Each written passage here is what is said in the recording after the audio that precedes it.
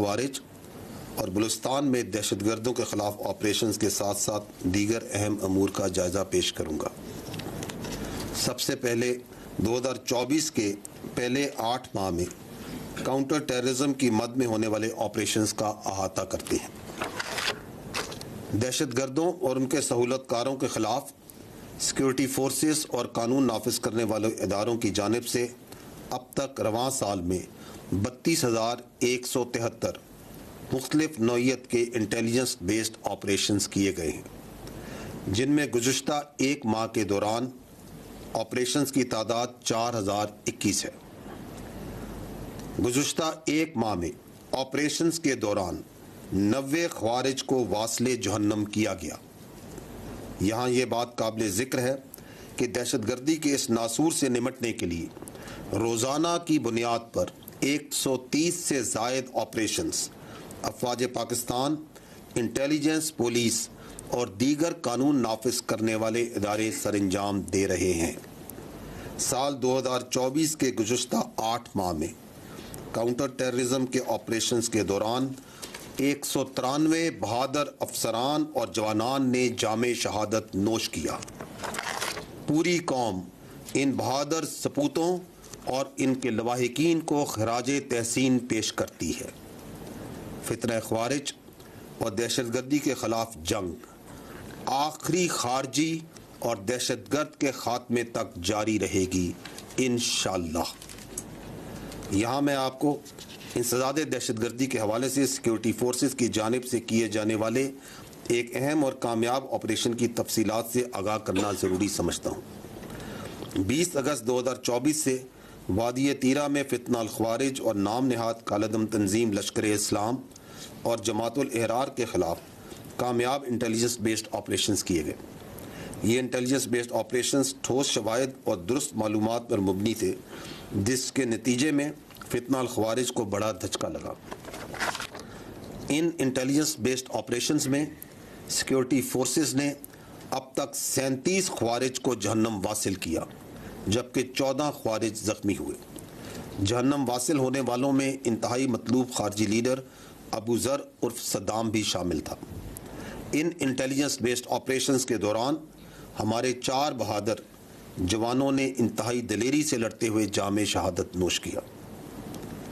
اسی طرح کے انٹیلیجنس بیسڈ آپریشن سے دہشت گردی کی لعنت کو ختم کرنے کے لیے سیکیورٹی فورسز کی بہادری اور عزم کا منہ بولتا ثبوت ہے۔ خواتین و حضرات، جیسا کہ آپ کو معلوم ہے کہ 25-26 اگست کی رات دہشت گردوں نے بلوچستان میں متعدد گھنونی دہشت گردانہ کارروائیاں کی۔ یہ کارروائیاں اندرون اور بیرون ملک دشمنوں اور ان کے سہولت کاروں کی ایما پر کی گئی، جس کا مقصد معصوم اور بے گناہ افراد کو نشانہ بنا کر بلوچستان کے پرامن ماحول اور ترقی کو متاثر کرنا ہے۔ سیکیورٹی فورسز اور قانون نافذ کرنے والے اداروں نے جوابی کارروائی کرتے ہوئے کلیئرنس آپریشنز کے ذریعے 21 دہشت گردوں کو جہنم واصل کیا۔ ان آپریشنز کے دوران عوام کی جان کی حفاظت کرتے ہوئے سیکیورٹی فورسز اور قانون نافذ کرنے والے اداروں کے 14 سپوتوں نے جام شہادت نوش کیا۔ ہمیں معلوم ہے کہ بلوچستان کے عوام میں احساس محرومی اور ریاستی جبر کا ایک تاثر بھی پایا جاتا ہے، جس کو بیرونی ایما پر مخصوص عناصر ایکسپلائٹ کرتے ہیں۔ وہ اس لیے ایکسپلائٹ کرتے ہیں تاکہ بلوچستان میں ترقی اور عوام کی فلاح و بہبود کا جاری عمل خوف و ہراس کے ذریعے متاثر کیا جا سکے۔ جب دہشت گردوں کے خلاف کارروائیاں ہوں گی، جب ترقی نہیں ہوگی، تو اس سے احساس محرومی اور ریاستی دراندازی کا بیانیہ مزید بڑھے گا اور دہشت گردوں کے سرپرست ریاست کو مزید مورد الزام ٹھہرائیں گے اور اس گھنونے کھیل کو جاری رکھ سکیں گے۔ 25-26 اگست کی رات کو دہشت گردی کے جو واقعات ہوئے وہ اسی مذموم بیرونی ایما اور فنڈنگ پر کیے جانے والے جاری شدہ کھیل کا حصہ تھے۔ یہ کرنے اور کروانے والوں کا اسلام سے، انسانیت سے، بلوچ روایات اور اقدار سے کوئی تعلق نہیں ہے۔ در حقیقت نہتے شہریوں کو اس طرح بربریت کا نشانہ بنانا اور اس پر فخر کرنا اس ظلم کو کرنے اور کروانے والوں کی ذہنیت اور مایوسی کی عکاسی ہے۔ یہاں میں دہشت گردوں اور ان کے سہولت کاروں کو جو کسی بھی شکل میں موجود ہیں ان کو واضح پیغام دینا چاہتا ہوں کہ شہریوں کی جان و مال اور بلوچستان کی ترقی کے دشمنوں سے ریاست آنی ہاتھوں سے نمٹے گی اور ان ظالموں کو کیفر کردار تک پہنچایا جائے گا، اور اس ضمن میں جاری آپریشنز میں کارروائیاں کی جا رہی ہیں۔ ہمارے لیے ہر پاکستانی کا خون مقدس ہے اور کسی پاکستانی کے خون کو رائیگاں نہیں جانے دیا جائے گا۔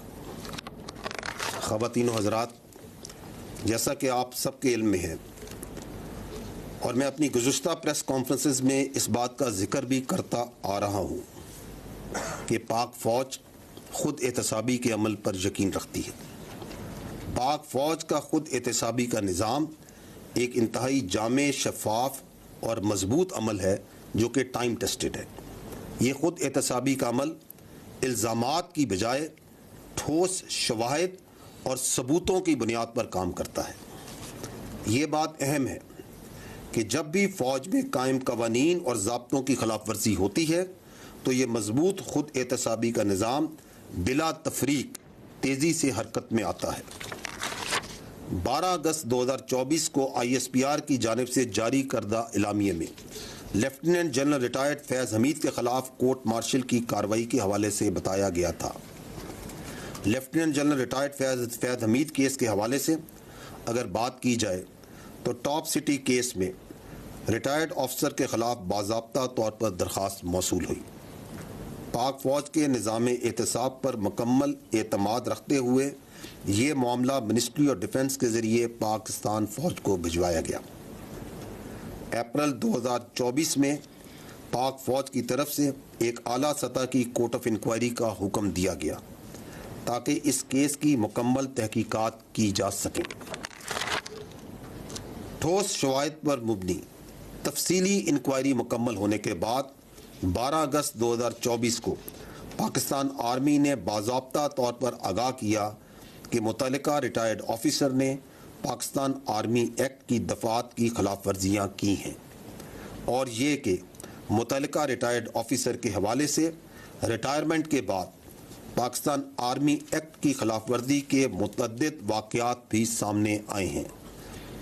ان بنیادوں پر فیلڈ جنرل کورٹ مارشل کی کارروائی کا آغاز کیا جا چکا ہے۔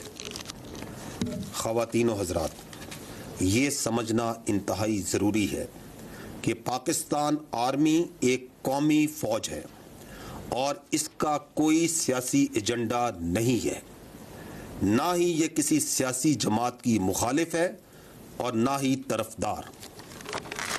فوج کا ہر حکومت کے ساتھ پیشہ وارانہ اور سرکاری تعلق ہوتا ہے جس کو آئین اور قانون کے قواعد و ضوابط میں مناسب طور پر بیان کیا گیا ہے۔